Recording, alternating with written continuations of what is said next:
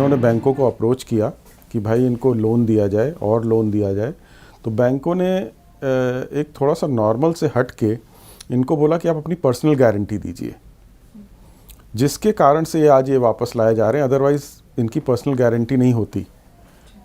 Otherwise क्या होता, company की लायबिलिटी होती, कंपनी से जितना निकलना है निकलता, वरना नहीं निकलता।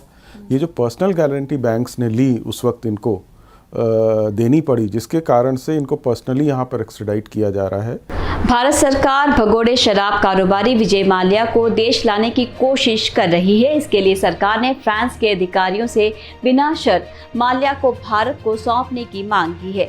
आपको बता दें कि माल्या अभी ब्रिटेन में है, लेकिन भारत इस वक्त हर उस देश से संपर्क कर रहा है जहां माल्या की प्रॉपर्टी है। ऐसा इसलिए अगर माल्या ब्रिटेन छोड़कर दूसरे देश भागता है तो उसे वहां से भारत लाने में ज्यादा समय न लगे। रिपोर्ट के मुताबिक भारत और फ्रांस के बीच माल्या के प्रत्यर्पण पर बातचीत चल रही है। 15 अप्रैल को काउंटर टेररिज्म के वर्किंग ग्रुप की एक बैठक के दौरान हुई। हालांकि इसकी जानकारी अब सामने आई है। फ्रांस ने इस बैठक में कुछ शर्तों के साथ माल्या के प्रत्यर्पण का ऑफर दिया, लेकिन भारत ने उनसे शर्तें हटाने को कहा है। इस बैठक में भारत की तरफ से विदेश मंत्रालय के जॉइंट सेक्रेटरी के.डी.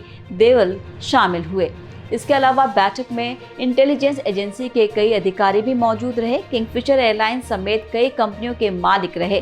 भारतीय बिजनेसमैन विजय माल्या पर देश के 17 बैंकों से करीब 9,000 करोड़ रुपए बकाया हैं। आपको बता दें कि साल 2019 में विजय माल्या को भगोड़ा घोषित किया गया था। दरअसल माल्या साल 2016 में देश छोड़कर ब्रिटेन भाग गया था, जहां से भारत सरकार उसे देश लाने का प्रयास कर रही है। माल्या पर फ्रॉड और मनी लॉन्ड्रिंग जैसे केस चल रहे हैं।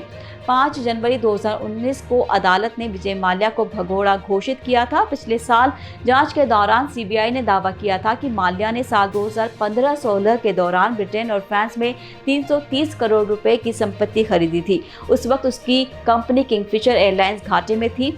माल्या ने खुद को बैंक का कर्ज नहीं चुकाया था। साल 2020 में ईडी की अपील पर फ्रांस ने वहां मौजूद माल्या की 14 करोड़ की प्रॉपर्टी को सीज कर लिया था। विजय माल्या ने साल 1978 यूनाइटेड ब्यूरीज कंपनी के अंडर किंगफिशर प्रीमियम नाम से बियर कंपनी लॉन्च की थी। 44 साल की उम्र में माल्या यूनाइटेड ब्यूरीज ग्रुप के चेयरमैन बन गए थे। माना जाता है कि अपनी बियर को और ज़्यादा प्रमोट करने के लिए माल्या ने 2005 में किंगफिशर एयरलाइंस लॉन्च की। इसके बाद आईपीएल टीम से लेकर फॉर्मूला 1 टीम खरीदना तक को किंगफिशर के एक्सटेंडेड मार्केटिंग स्ट्रैटेजीज की तरह देखा गया। माल्या ने किंगफिशर के नाम से कैलेंडर भी निकालना शुरू किया था, जिसमें मॉडल्स को प्रेजेंट किया जाता था। वहीं साल 2011 से किंगफिशर एयरलाइंस घाटे में जाने लगी। साल 2012 तक हालत इतने खराब हो गई कि कुछ विमानों की उड़ानें रोकनी पड़ी।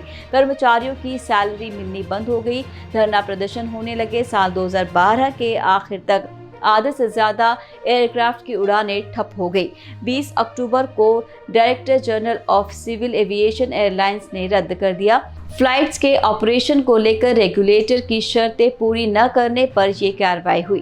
फरवरी 2013 में इंटरनेशनल फ्लाइंग राइट्स को भी सस्पेंड कर दिया गया। जुलाई 2014 तक कंपनी पर करीब 9,000 करोड़ रुपए का कर्जा था, जिसे चुकाया नहीं गया था। इसके बाद कंपनी ने खुद को दिवालिया घोषित कर दिया था, लेकिन अब माल्या को भारत लाने की तैयारी पूरी हो गई है। ये थी हमारी विशेष रिपोर्ट। बने रहिए हमारे साथ, फिर मिलेंगे अगले वीडियो में। नमस्कार।